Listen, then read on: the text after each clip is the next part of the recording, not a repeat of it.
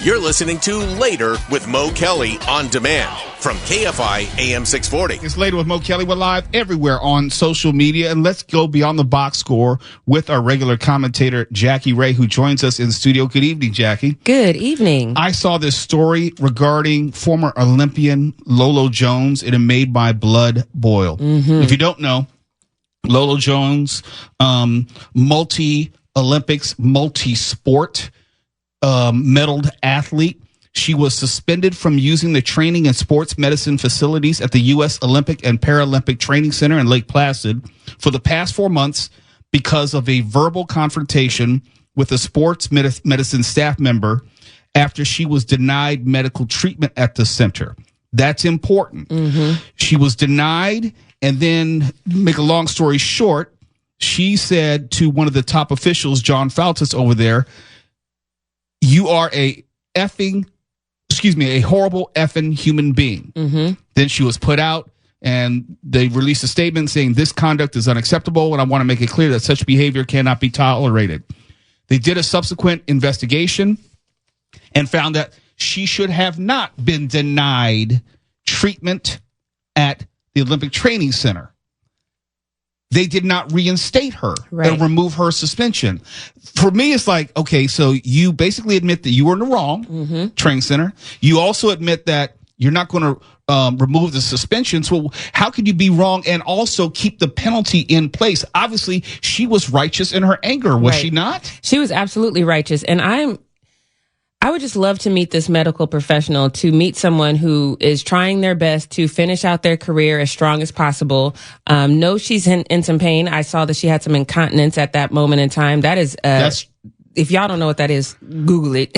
Lost control of bowels. Thank you. I couldn't figure out a good way to describe that. But that is the worst possible scenario, especially when you're an athlete, when you're any human being. So as a medical professional, to not say, hold on, even if she was in the wrong, to see that she's in pain and to know she has this issue, to not say, let me take a beat.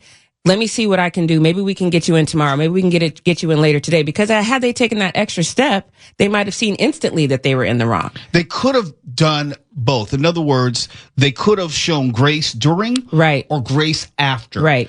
Either or, it would have been better than this. If they would have shown grace during, as you point out, they probably could have rectified it on the spot. If they showed grace afterward, it could have been an apology, our mistake. Let's lift the suspension and move forward. But they couldn't do either. Right. And the crazy thing is I love how they say, oh, she used, foul language. If she would have said, you are a horrible human being, and just left out the pleasant adjective, it's my favorite word in the English language. If she would have left that out, I feel like they still would have done this to her because she was probably irate when she said it.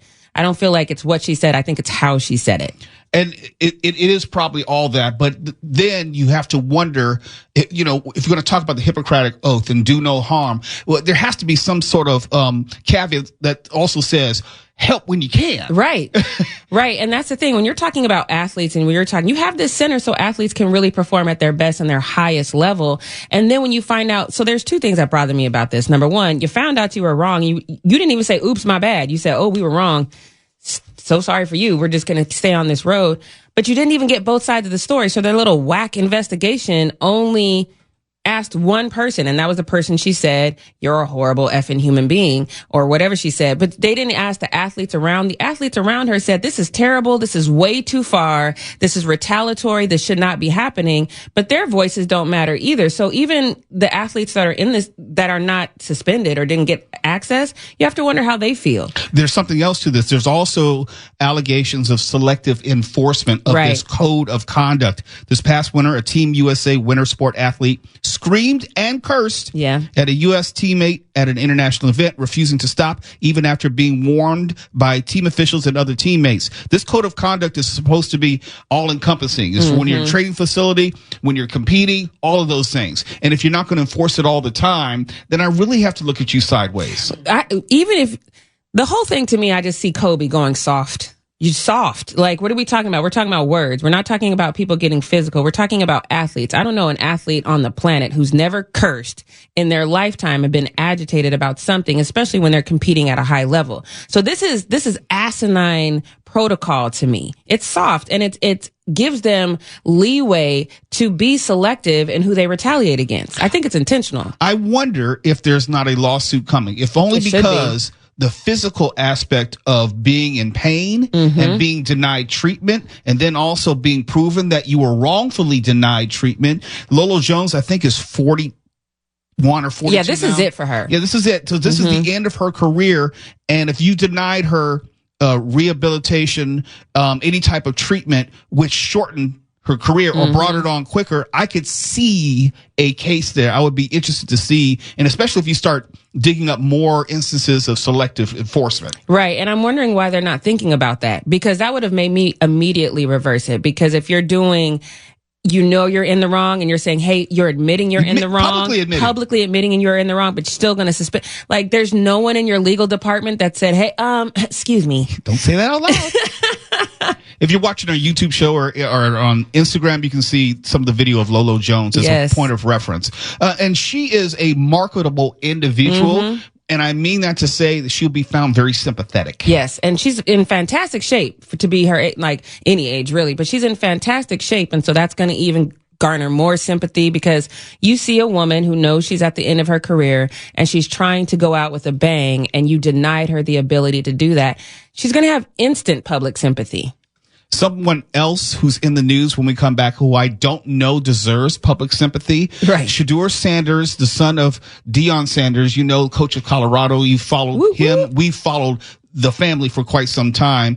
He originally was thought to be a first-round draft pick, a high first-round draft pick. Yeah. Long story short, Deion Sanders got in the way and basically bogarted and said certain teams were not going to be able to draft his son. He dropped to the 5th round. From Eli's dad, but didn't Eli say something similar? Yeah, he said he was not going to play for the San Diego Chargers. But I say that to set this up, that Shedeur Sanders, there was a question about his character. There's a question about whether he was mature enough to lead a franchise as a quarterback. He gets 2 speeding tickets in a week, one for driving 40 miles an hour over the limit. I want to talk about that with you when we come back. Let's do it. KFI AM 640, we're going Beyond the Box Score with Jackie Ray. We're live everywhere on social media and the iHeartRadio app. You're listening to Later with Mo Kelly on demand from KFI AM 640. KFI AM 640 is Later with Mo Kelly. We're live on YouTube and everywhere else on social media and the iHeartRadio app. We like to talk about sports, but through the lens of just societal issues and things that we don't break down the box score. We break down the issues in sports and how they apply to us. Shedeur Sanders, very famous son of legendary football coach, Hall of Famer Deion Sanders, is now coming into the NFL with a lot of expectations. And I think maybe Shedeur Sanders fancies himself a little better than he is, but we'll see what happens on the field. I know that if you're going to play quarterback in the NFL, you are looked at as the face of the franchise, presumably. After every game, you are doing an interview, speaking on behalf of the team. Right. You have to carry a much larger load. And from that, higher expectations, higher maturity level demanded. And when I see that Shedeur Sanders not one, but 2 speeding tickets, one for going 91 in a 65 zone and one going 100 in a 101 in a 60, 2 days apart. That says to me that there may be some immaturity issues, which has been highlighted in recent weeks. Yeah, I think it's more than immaturity though too. I think it's a level of entitlement. I think because who his father is and the expectation and the way that he talks, and he does see himself at a level that he has not reached yet. So the expectation is, in my opinion, is he feels like he can do these things. And if he does get pulled over, it's oh my God, you're sure. And and then it's over. I think he sees himself at a higher stature than what he actually is. What scares me is life is going to happen. It is going to happen. And they're going to remind him that he's not, for a number of reasons. Right. One, because you're a 22-year-old black man with flaunting a lot of money. Right. That draws unnecessary attention to you, a lot of attention you may not want. And also, your contract is not guaranteed. It's not. But again, so I'm going to tread lightly on this one, okay? I get you. Because if it was anybody else who had this opportunity, this is an opportunity of a lifetime. This is an opportunity that can change his life. This is not the situation for him. he gonna have money regardless. He had money coming in already because of the NIL and family money. Right. And so he's in a different place. I can tell you right now, if he gets dropped next week, he's going to be somewhere on commentating some game. His career is not going to end just because football doesn't work out. So he doesn't have the same, okay, let me hunker down, let me prove myself. He doesn't have that because he's never had to have that. So he's a little flippant with it. Now, the first ticket didn't bother me. I'm going to say that it didn't bother me. I'm a speed demon myself. Right. You know what I mean? So I don't get caught a lot. I know where they are, so it's different. The second ticket bothered me because once you get that first one, then it should be okay, I still have to prove myself. I still have to show the world that I am the leader because like it or not, I do think that sometimes it's separate. Your life in football is different from your real life. However, it's not perceived that way. How you are perceived is in totality. So if you act crazy in the world, they're going to assume you're acting crazy in the locker room. And you have to know, look, whether y'all like it or not, Black people, we have to work twice as hard to get half the credit. He knows this because he's seen this. And this is America. We know what we're up against. And he has an obligation, in my opinion, to make sure that he's not only living up to certain standards, but he exceeds the standards. And he makes sure that Black men coming up after him are not seen like, oh, I bet you he's just because now he's the standard that people can say, oh, if Shador will do it. Let me put it in just my terms. I know whenever I walk into a room or whenever I open this mic here on KFI, either I will confirm or debunk stereotypes. Right. And people will look for that and they will say, well, he is this or he's not that. Now, I don't mind someone 22 being 22. I don't want him to have the wisdom or sophistication of a 55-year-old man because I didn't have that when I was 22. I was a knucklehead, but I didn't have the same level of expectations or burden on my shoulders. I hope Deion Sanders can pull his son aside and say, look, you are representing more than just yourself. Right. And you are also expected to conduct yourself in a different way than everyone else. And it may not be fair, but it's a fact. You have to live up to those expectations. Shador Sanders, to me, as of yet, has not shown that he's ready to accept that level of responsibility from the way that he handled his time at the combine and how he handled his interviews to what he's doing right now. I always wish the best for young athletes, but I don't know that he's getting wise counsel. And that's my concern because, if you're not old enough to remember Deion when he came in the league, he was very showy as well. He was very over the top, but it was still a limit. He was great in interviews. His teammates, he didn't get in any trouble. His teammates loved him. He was over the top, but in a way that was very acceptable and it made him fun to watch. This isn't fun. So he has to learn. And I'm surprised that there's not a level of self-reflection because sometimes when we just sit back and watch ourselves, we can go, ooh, that was not the right thing. Shador's not a generational talent. He's not his father. Absolutely. And he does not have the personality and affability of his father. Do you think that maybe that's what we're seeing is him understanding that he's not his father? And that's messing with his mind in some way. Maybe, but this is way too late in the game to have an adolescent crisis of you trying to figure it out or daddy issues. I'm just saying, if you want to be in the league, you're going to have to be a man in a man's league. And what responsibility does Deion? Deion knows the game. Yes, I know. And I think he has the ultimate responsibility as coach and father to make sure that his son is prepared to deal with not only the league, but to deal with the world. And, it's hard. I've never experienced it, but to be 22 and be worth 8 figures. That's insane. Yeah, it's insane. And I know that I would not have been mature enough for it. But this was the adventure that Deion and Shador have both chosen. I think as a parent, I would know that that's way too much money for a child. So I think as a parent, I would want to set things up, have people around him. Sometimes the word from your parents is not the word you want to hear. So you have to make sure that there are other people in play that can help. And maybe he just doesn't have that. Or maybe Deion needs to circulate some people out of his circle. We'll see. If there's another incident like this in the near term, then I'm going to start believing that he's just not mature enough for the NFL. Oh, I wouldn't let this speeding. If I was Deion, I'm snatching his keys. You're going to get a driver's. Yes. Sometimes you have to protect people from themselves. But, I hope that we'll put it this way. He will get a chance to prove himself on the field at some point. He may get cut by Cleveland. I'm being very serious. Yeah, this one, and that was going to be my next question. If he gets cut, do we all of a sudden see a different kid who now he has humbled. He hasn't been humbled yet. He hasn't dealt with any real adversity. And I don't know if he's learned to take responsibility for that which he does. You know, if people look at him a certain way because of his antics on or off the field, he has to own that. Right. And there's a larger message, I think, for young people and athletes in general beyond Shedeur Sanders. Like, look, I call this free wisdom. You don't need to make the same mistakes as someone else to be able to extract the wisdom from it. 100%. I wish him the best. I want to see him succeed, but it's, I think his talent will eventually catch up. We just have to make sure that his personality is in check. Good luck. You know. Your face. You're talking about the son of Deion Sanders, you know.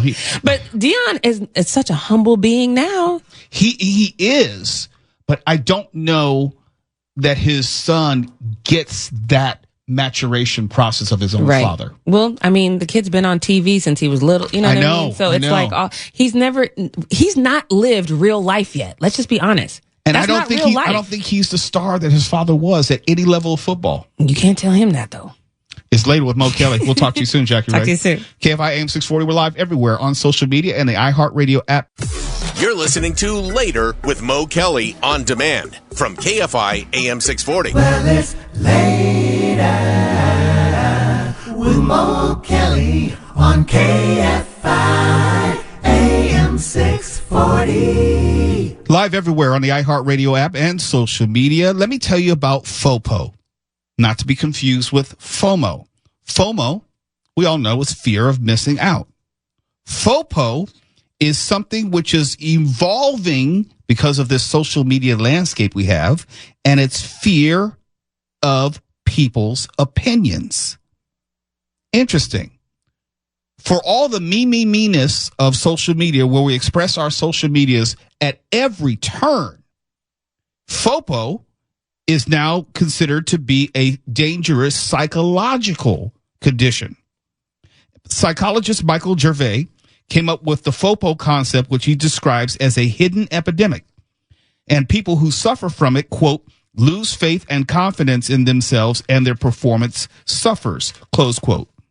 And FOPO is primarily an anticipatory mechanism that we use in a preemptive process to increase our acceptance in the eyes of others and for us to try to avoid rejection, close quote. Where would you find yourself in that? Stefan, do you think that you have a fear that you're willing to admit of other people's opinions? How do other people's opinions impact you, if at all? Yeah, this is weird. I don't know where that would even fall under. Right. It makes no sense. Mark Ronner, you seem to be very self-assured. You don't care too much about people's opinions. I thought FOPO could have been so much worse than it wound up being. I was afraid of what you were going to say. I tell you, these acronyms can be pretty tricky. I mean, anybody who gets into any media job has to have thick skin. I used to work with a columnist in Seattle who, when she got hate mail, she would get so depressed. And I'd always ask her, why are you doing this then? It's guaranteed you're going to get that. You got to have thick skin. But, you know, if you're human, some things break through. Like if viewers all of a sudden started telling me how hideous I was and how I made them too nauseous to eat their dinner or something, I'd feel bad. I mean, we're all human. See, for me, I process things differently. And I was getting into this argument with someone who was trying to insult me on my Instagram. And at Mr. Mo Kelly. Yeah. Mm-hmm. And I came back at him and was like, look, you could have engaged me in debate, but you start off with an insult. Was that the one that you sent to us a couple years ago? Correct. Okay. Correct. Yeah. Keep going. This is good. So he wanted to call me thin-skinned. It's like, no, that's not being thin-skinned. If you set up a stage for a certain type of interaction, I'm going to give you that in return.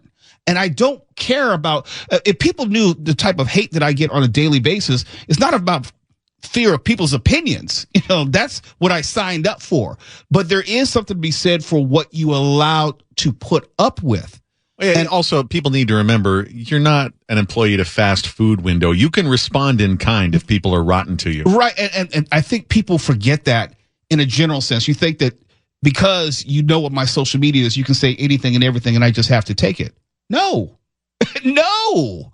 And nor do I take to heart, going back to the story about FOPO, about what people say, because whenever I speak publicly, I always have to remind people I am my biggest cheerleader at all times, and I recommend you be your biggest cheerleader at all time, because there's always someone who's going to tell you you're nothing, and you can't internalize that.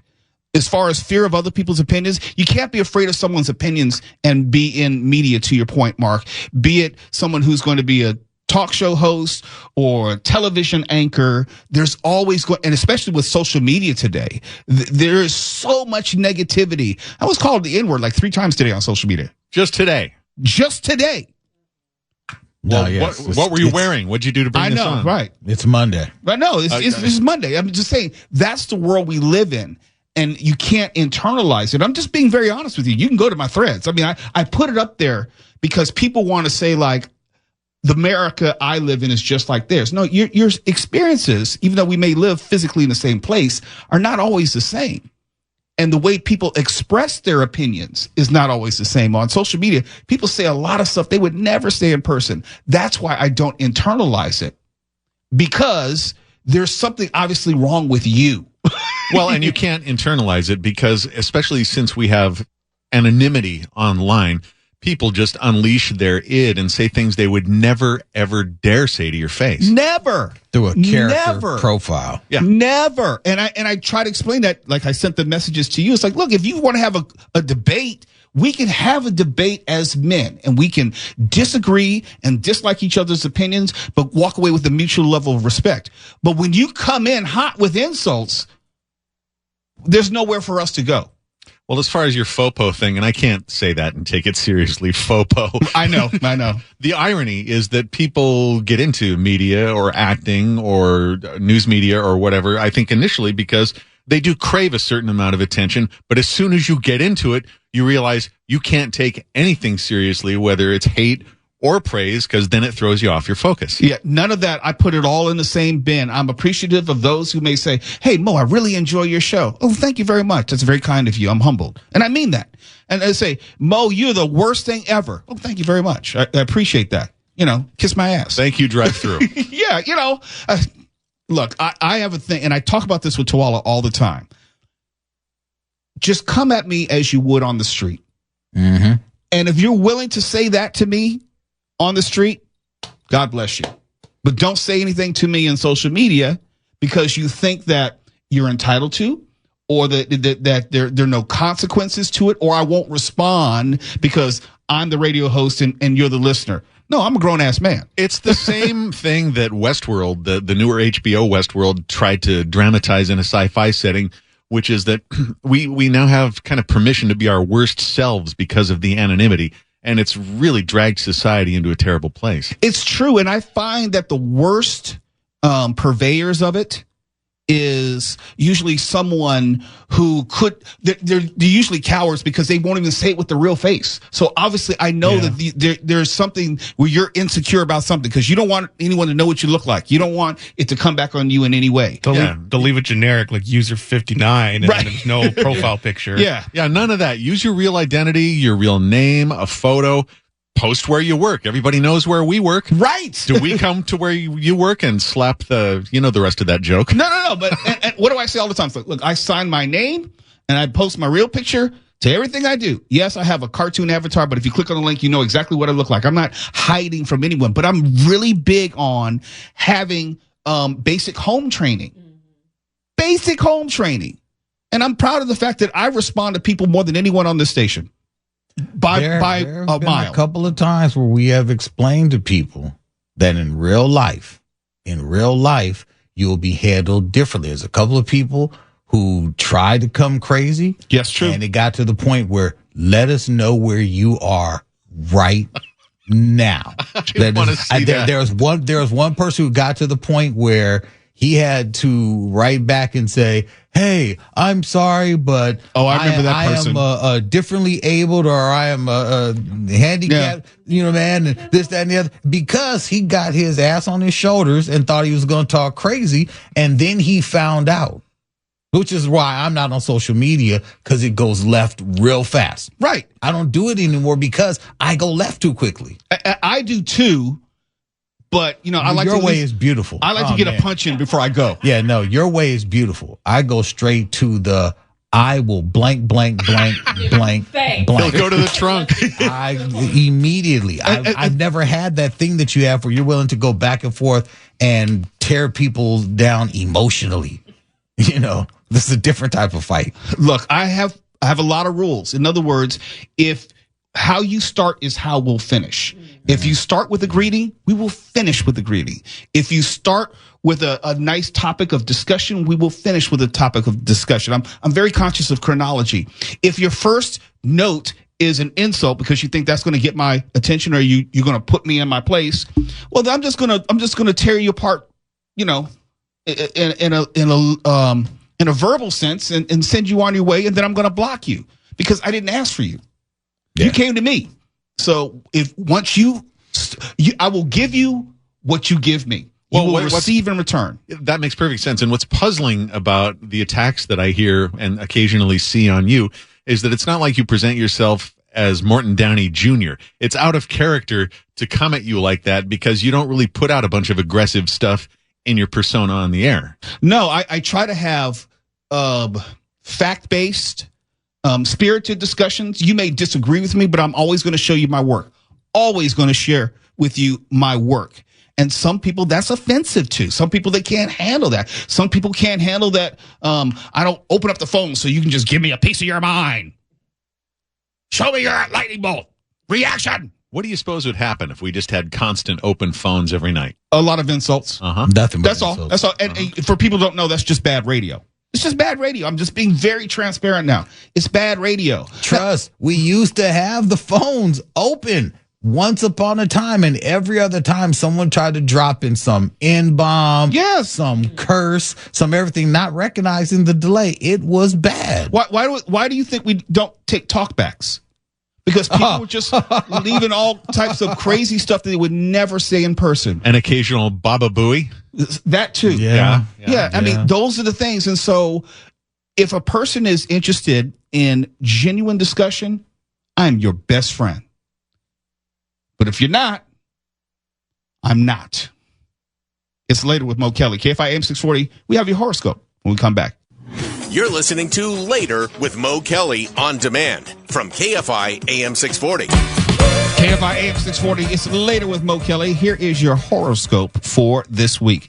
And you're probably wondering what this week have in store for you. Well, let's find out. Aries, here's your tarot card for the week, the 10 of Cups. And I know nothing about tarot cards. Meaning romance. Are you Aries? No. Oh, you're Leo. No. I just know the tarot cards, that's all. Okay, the 10 of Cups. Is that good or bad? That's pretty good. Okay. Whatever your relationship status, you can make your realm and self feel more romantic, whimsical, imaginative, carefree, loving, and beloved. Ritual, self-care, pampering, nature, good food, and plenty of hydration, soppy films or music, flowers on the table. That's yours, Aries. Taurus, your tarot card for this week, Death, meaning transformation. A makeover, a spring clean, a glow up, a regime change, a new routine or schedule, a spruce and revamp of your space, a new task or alliance in work, a change of opinion or outlook. Notice what is fading or ebbing away or feels false in your realm and let it go, just like the Disney movie. Gemini, Mark. Let's have it. Your tarot card is Six of Swords, meaning release. Sounds dirty. Gotta make it weird, don't you? I'm not the one who initiated this. Don't blame the victim. All Geminis are good at letting go of what's not serving them. It's a key trait of the sign, the ability to move on and not look back. Why do you hesitate now then? This thing you're sick of has been a long time coming. And you felt bad about severing the tie or felt reluctant to lose your only pair of shoes, as they say. But it's time. It's the right time to do this. You are only blocking your own path ahead. You are only limiting your own energy. Walk away from what hurts or doesn't work. A new horizon will emerge. So be ruthless. Cut people off. Be you, Mark. Just be you. Be Tawala.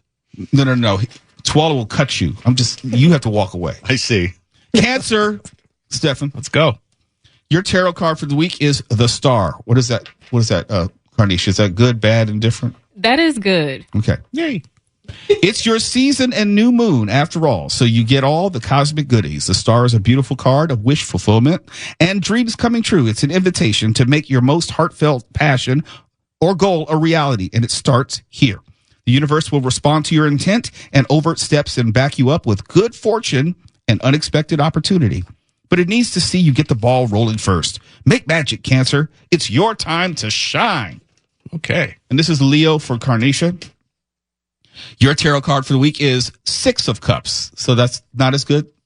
It's kind of good. Semi-good. It's kind of good. It's all right. All right. Meaning nostalgia. Revisit your childhood this week, literally or mentally, and replay the show reel, the happiest of times. Watch old movies. Play your records. Have a school disco. Reunite with besties. Get the photo album out. Call family. Daydream about your favorite times. Take a trip to an old haunt. Sometimes we get so much healing and insight from revisiting older versions of ourselves and remembering what we loved, liked, hated, and thrived on. Sometimes it's a nudge to reinvent something. At the very least, process something. Carnisha. Virgo, the tarot card for this week, the Devil. I assume that's negative.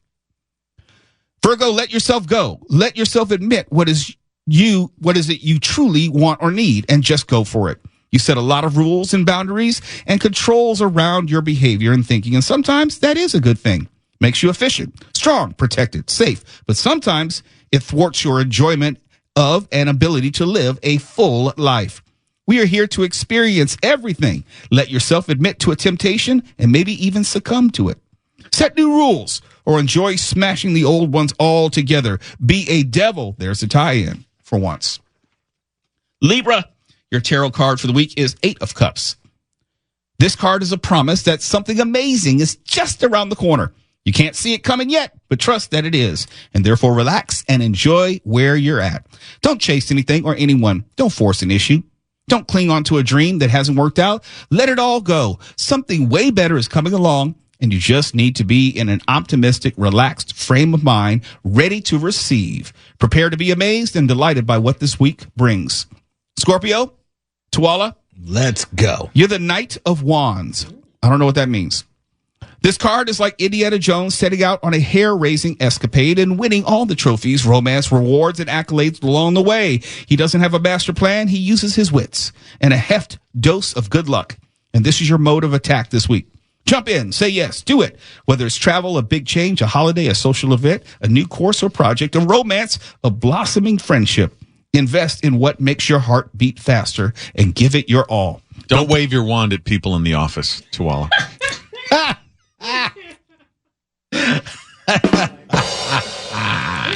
Go on a wonderful adventure. Who knows where it could lead? Mark, I'm going to put you out. He's doing my job. I think Craig needs to give him a Sagittarius. timeout. And did we say, like, let go, jump in, do all that kind of stuff? Don't hold back.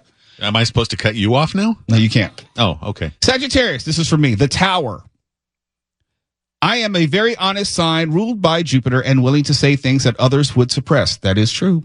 A bruising but necessary and useful dialogue will unlock truths I didn't see coming this week, but it's actually all a relief.